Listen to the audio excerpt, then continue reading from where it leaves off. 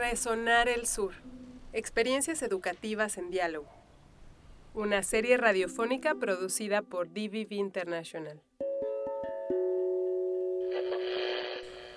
Hola, soy Ana Lucía Lagunes. En esta ocasión estamos con el equipo del proyecto Pautas para Pensar en mi Lengua. Estoy muy emocionada y bueno, pues se las voy a presentar. Aquí tenemos a María Santís Guzmán. Es traductora en lengua celtal, facilitadora, contextualiza materiales dentro de este proyecto. Desde hace 2 años que colabora aquí y ella tiene 29 años y nació en el municipio de San Juan Cancuc, de Chiapas. En su tiempo libre lo que disfruta es salir a caminar en un espacio silencioso. Bienvenida, María. Hola, ¿qué tal? También tenemos con nosotras a Juana Díaz Hernández. Es traductora en la lengua tzotzil y facilitadora de la metodología con los docentes del CONAFE desde hace 4 años en el proyecto. Ella nació hace 26 años en el municipio chiapaneco de San Andrés Larrainzar. En su tiempo libre ella disfruta mucho de jugar fútbol, leer y algunas veces bordar. Bienvenida, Juana.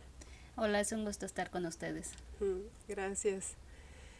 Y tenemos en la otra esquina a Natalia Sánchez González. Es la coordinadora pedagógica del proyecto desde 2017 y hace 41 años nació en Lima, Perú. Y la tenemos aquí en San Cristóbal de las Casas, Chiapas, ¿desde hace cuánto? Bienvenida, Natalia. Muchas gracias, pues de corazón desde que nací, creo. Te hallaste. Me hallé, mi corazón está partido en 2. Pues Natalia disfruta en su tiempo libre de comer, salir con sus amigos, hacer ejercicio y escuchar entrevistas como tú ahora estás escuchando esta, que espero que disfrutes mucho. Pues queridas compañeras, cuéntenos en breve sobre la labor de pautas del proyecto para darnos una idea. Pues bueno, nosotras, ahora somos 3 chicas acá, pero también tenemos a nuestros compañeros que desde el inicio del proyecto lo que nosotras buscamos es que sea posible una educación desde la escuela de calidad, que sea pertinente a la cultura, a la lengua de los niños, que sea divertida, que les despierte la curiosidad y donde los niños puedan realmente aprender desde lo que tienen cerca, ¿no? Pareciera fácil, pero muchas veces eso no ocurre, y más desde un contexto de escuela pública. Entonces, ahí estamos firmes pensando que la escuela puede ser un lugar para aprender desde el agrado, desde la diversión, desde tu propia lengua y desde lo que te rodea, ¿no? Explicar el mundo y aprender de ello desde lo que te rodea y dicho en tu lengua. Qué maravilloso y qué necesario, ¿no? ¿Podrían contarnos sobre el corazón de la apuesta por darle lugar a las lenguas indígenas en las escuelas públicas? Bueno, pues en este caso, como comentó apenas nuestra compañera Natalia, nos damos cuenta que en las escuelas públicas no se está llevando a cabo como no se está educando como debe de ser los niños, bueno, que tienen derecho a recibir educación desde sus lenguas. Pero en este caso pues nos damos cuenta que no es así. Entonces todos los materiales que tienen, las indicaciones que reciben, se dan en español. Y entonces por eso nuestro proyecto se centra mucho lo que es en lengua indígena. ¿Por qué? Para que el niño entienda lo que está viendo, que aprenda desde lo que le rodea. Y entonces por eso no nació esto de que reciban la educación en la lengua y que lo comprendan. Entonces, más que nada en eso. Oigan, ¿y cómo les ha ido cómo lo han recibido las escuelas esta propuesta? ¿A quién se la plantean? ¿Cómo llegan? Me da mucha curiosidad. ¿Es algo así muy de acuerdo institucional o es más en corto con los docentes?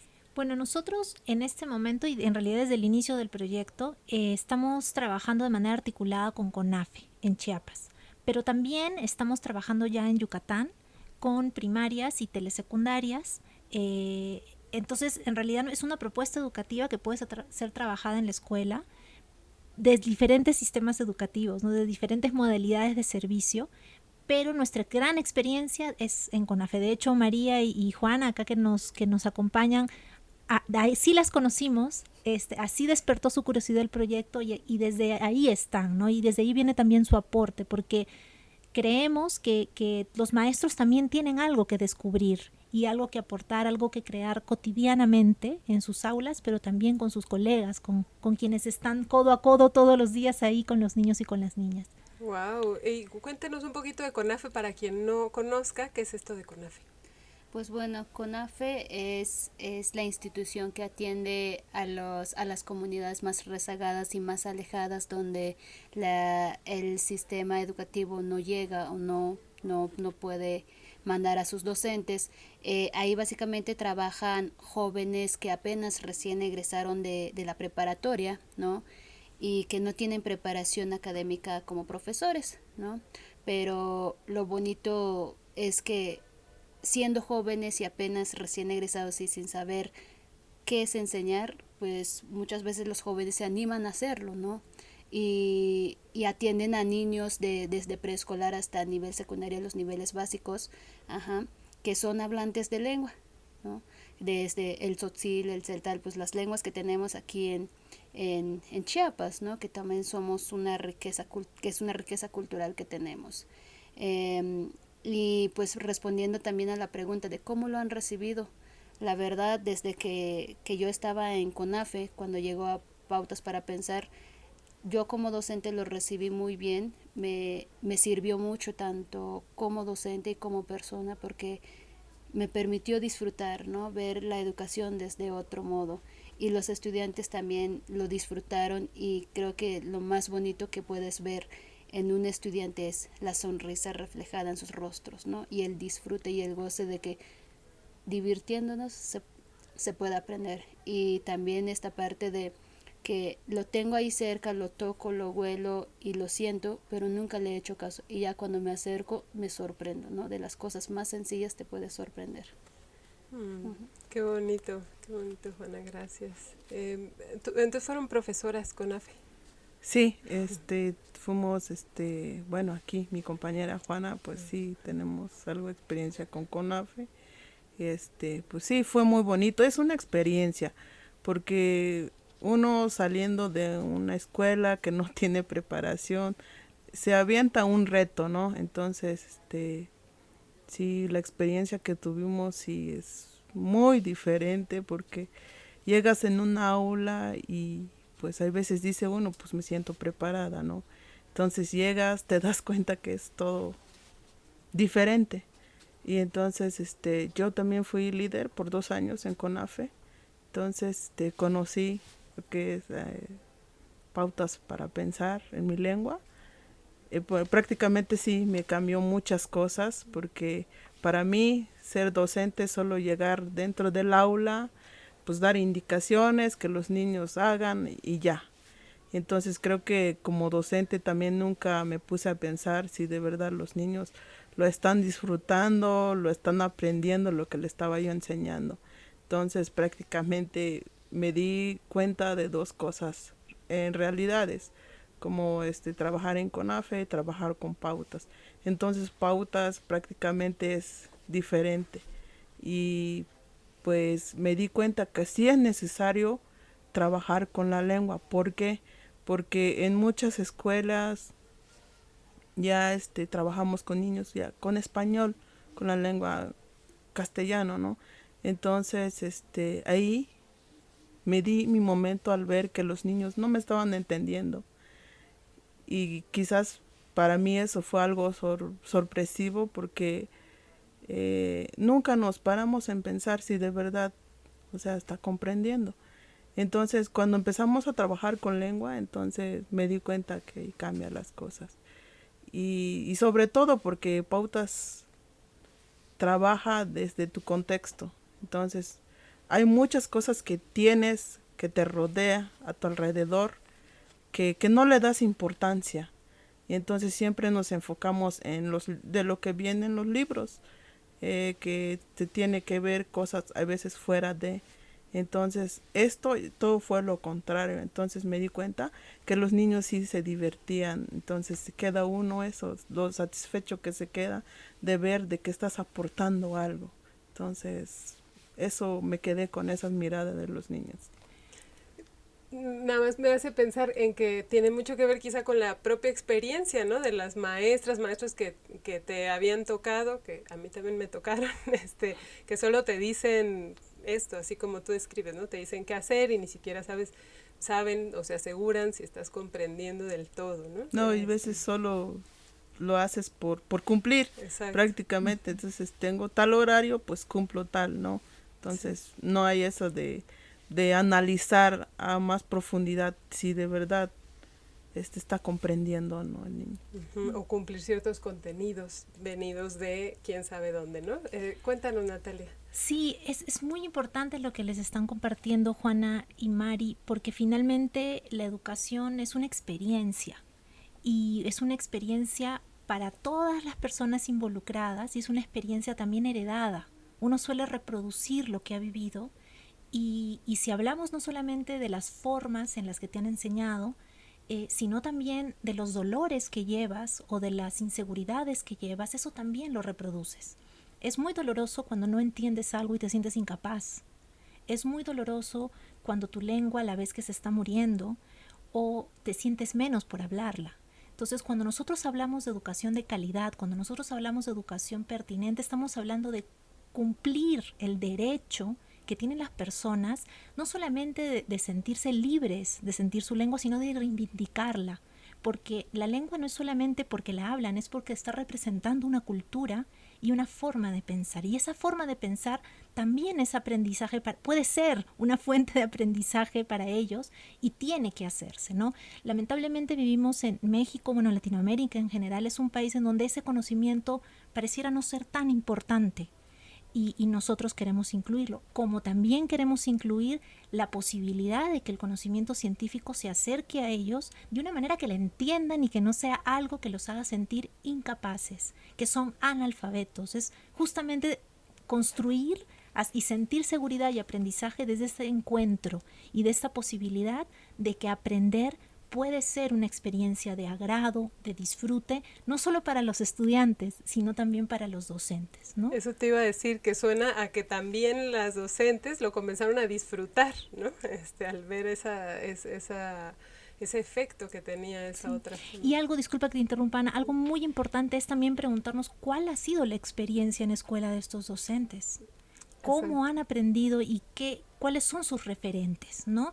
Nos contaba Juan hace un ratito, muchas veces los lanzan y bueno, dentro del sistema CONAFE es así, sin experiencia, sin formación docente y muchas veces incluso yo que he sido formada 5 años en la universidad, pero luego la experiencia te la da la cancha, te la da ahí en el aula, entonces la experiencia se va ganando y queremos que esa experiencia sea parte el niño, ese espacio de disfrute es un mutuo descubrimiento donde el docente no tiene que saberlo todo, sino puede ser un facilitador, puede ser alguien que ayuda a que las preguntas, que ese es otro elemento que incluimos mucho, preguntas para pensar, ¿no? También uno de los ejes que tenemos es el pensamiento crítico, el pensamiento que pueda llevarte a construir conclusiones tú solito y colectivamente, con una fuente que puede ser bibliográfica, pero también con lo que se dice en tu comunidad sobre eso, sobre cómo en tu lengua lo nombran, sobre cómo juntos con un experimento lo podemos resolver o cómo observamos que se resuelve en la naturaleza o que se resuelve en la comunidad, ¿no? Todo ese tipo de búsquedas que finalmente son búsquedas humanas y que nos permite ir entendiendo el mundo de una mejor manera y de una manera en donde yo puedo ser capaz de aprender y yo puedo ser capaz de nombrarlo para poder seguir habitándolo mejor, ¿no? Y relacionándome con él. Sí, quisiera aportar también que desde que uno empieza a trabajar con la lengua y los niños, o sea, generas un ambiente donde ese espacio es protegido, le llamamos un espacio protegido donde pues solo hablamos en lengua indígena, ¿no? haciendo la comparación de cuando das clases en español, das las instrucciones en español y tus niños tienen que responderte en español, la participación es muy mínima. Pero si cambias a ese espacio protegido de la lengua, ves que todo es diferente, es como que se ilumina, ¿no? Así que haces una pregunta y todos participan, ¿no? Ya todos quieren hablar, se quitan la palabra entre los niños, te comparten conocimiento. Y recuerdo algo que es reciente, esta experiencia que lo obtuvo un compañero de un niño que ya no domina tanto la lengua indígena de la Reinsar, que ya le están metiendo más el español. Y él, al participar en este proceso, él dijo: me siento muy inteligente, ¿no? Wow. Me siento muy inteligente. Y tú te quedas de... Entonces en la escuela en la que asiste no se siente inteligente, ¿no? Y entonces esas son como esas cosas tan valiosas que obtienes y que les dejas a los niños, ¿no? Como que esa chispita que le prendes a los niños de disfrutar realmente lo que aprenden, ¿no? Aunque sea... Y luego también esto, ¿no? Del conocimiento científico con el conocimiento comunitario, que te das cuenta que muchas veces pues no es de que sean cosas distintas, ¿no? Sino que solo que se ven de distinta manera, pero es lo mismo, ¿no? O quizás lo complementa, uno complementa al otro, ¿no?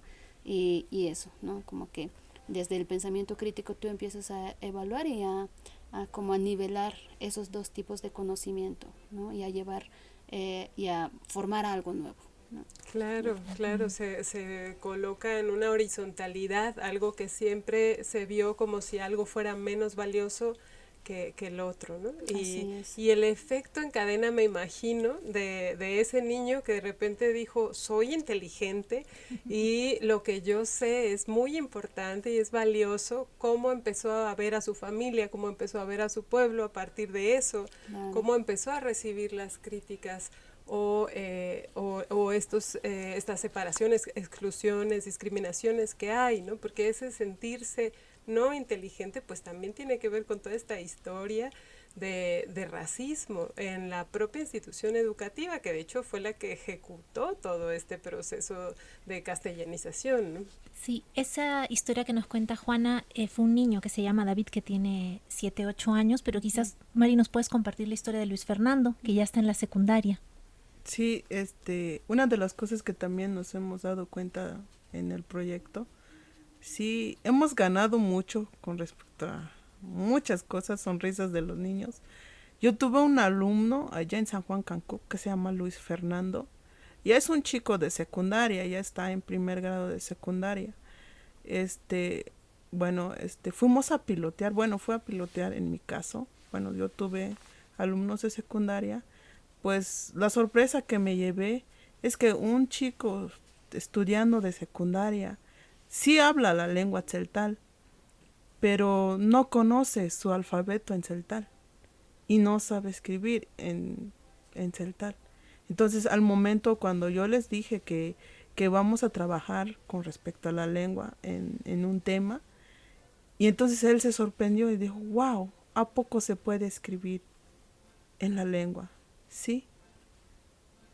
Y se quedó sorprendido. Yo me quedé con su carita del niño, que yo me quedé así. Y cuando le presenté el alfabeto, se quedó así. Yo solo conozco el abecedario de español. Y entonces he visto el trabajo que hemos hecho con él hoy en día.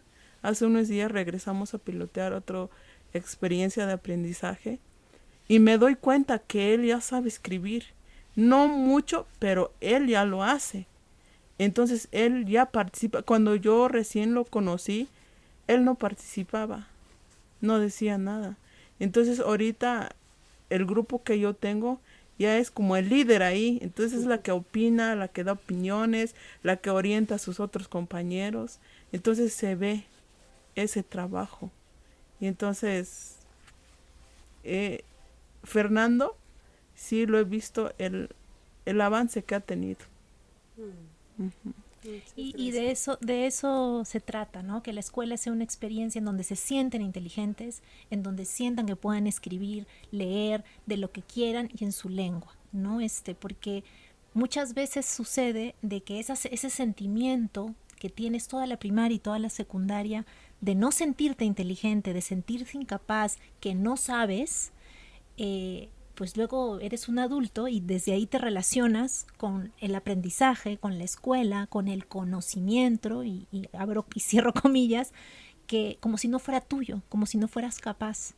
Y eso es violento, y eso es racismo, y eso no debe suceder. Entonces, un poquito en el proyecto buscamos generar esas posibilidades, generar materiales que permitan y actividades y formamos a los docentes también, porque es una experiencia, o sea, no puedes dar lo que no tienes.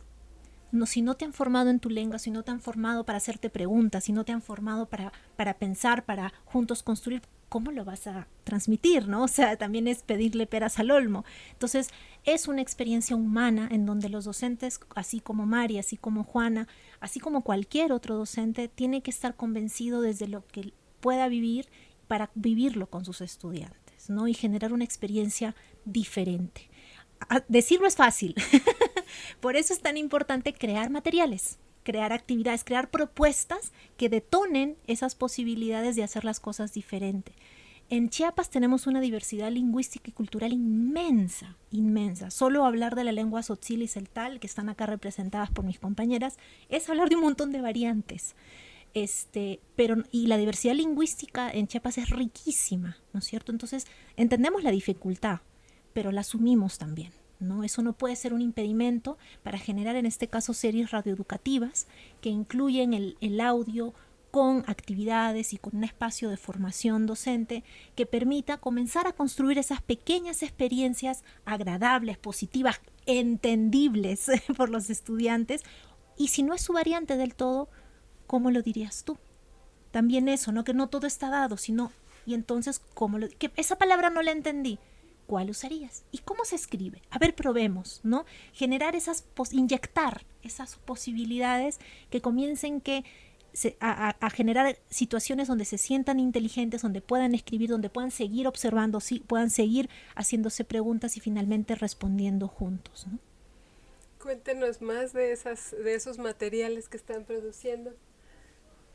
Ok, pues básicamente actualmente estamos trabajando con series radioeducativas, pero antes de la pandemia trabajábamos con experiencias de aprendizaje que consta con fichas de actividades para el docente, ¿no? Trabajábamos desde temas como, bueno, a base de preguntas que era, por ejemplo, ¿por qué hay maíces pintos? ¿De dónde viene la lluvia?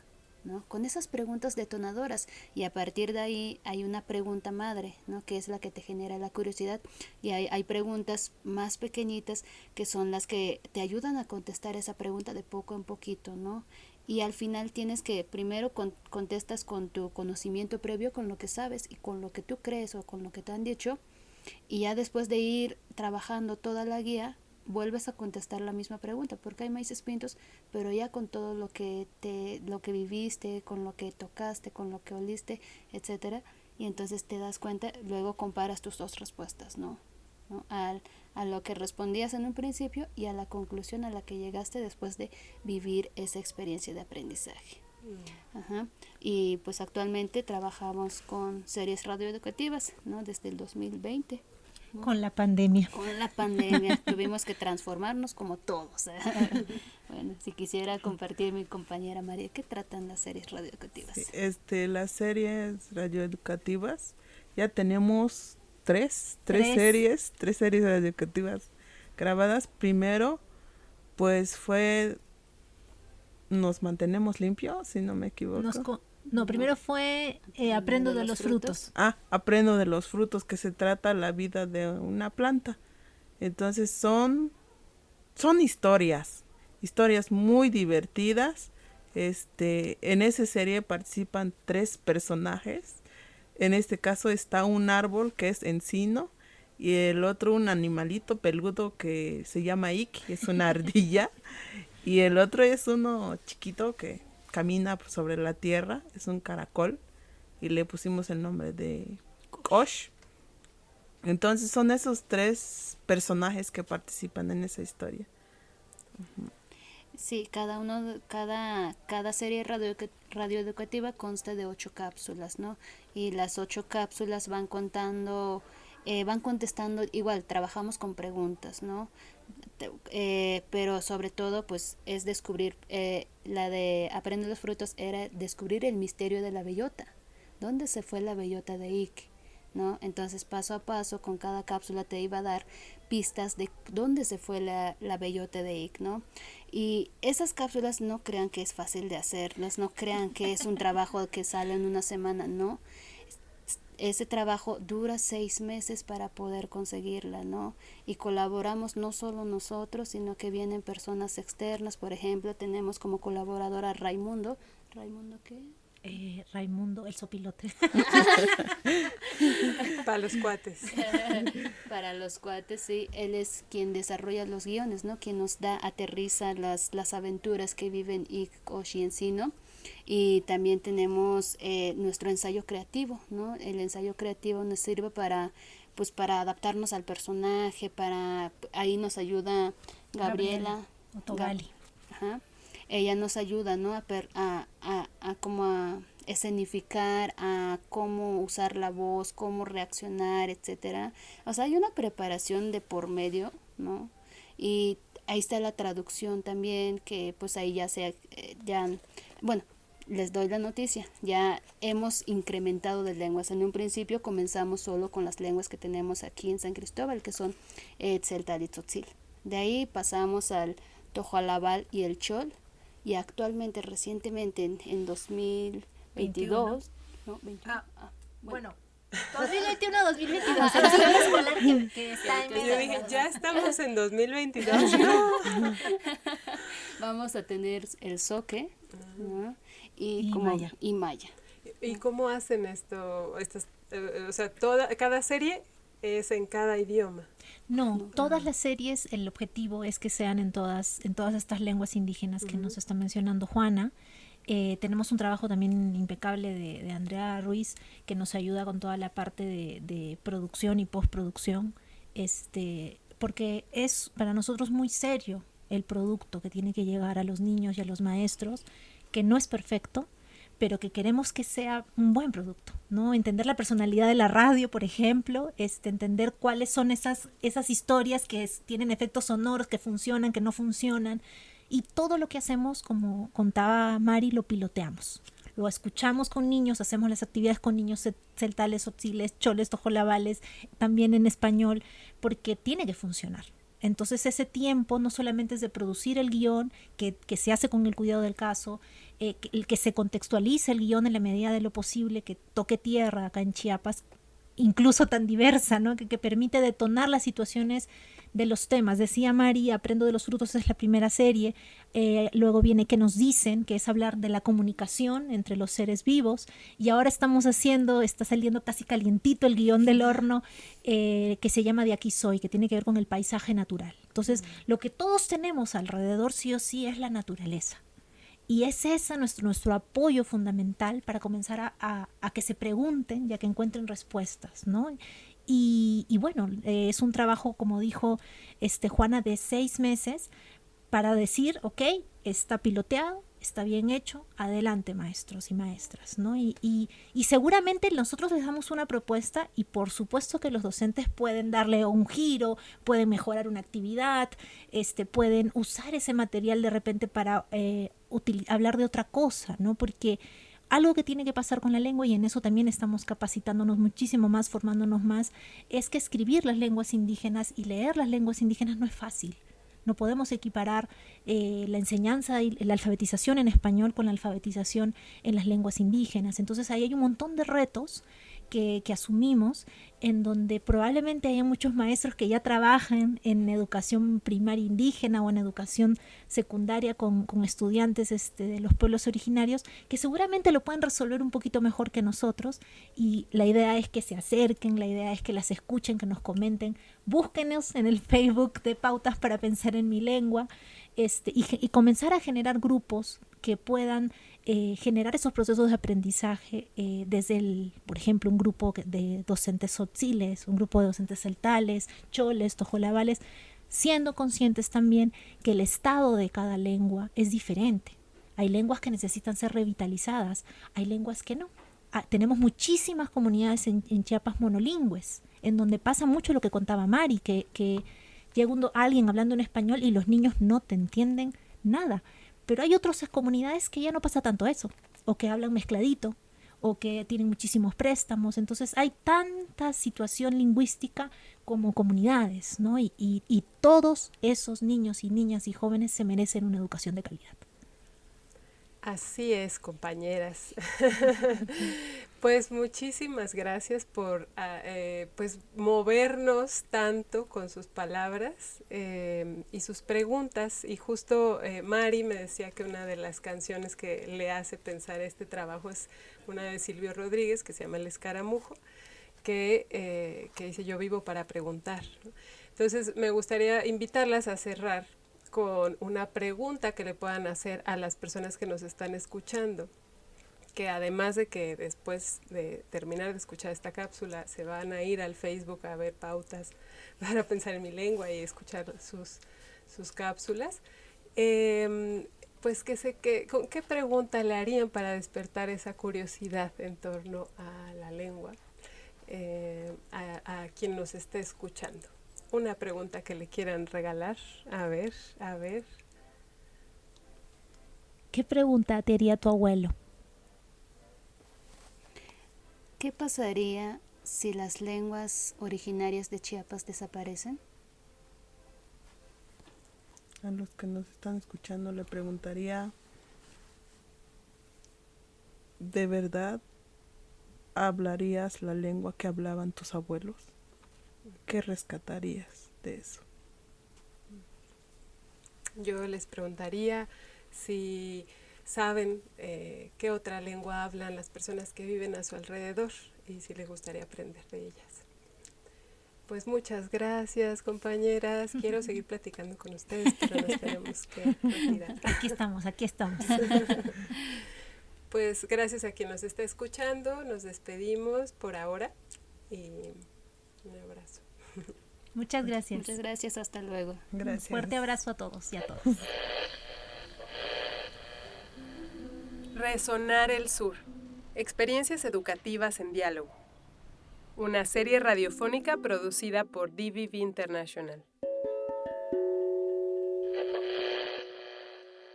Las opiniones expresadas en esta serie radiofónica son responsabilidad de quien las emite.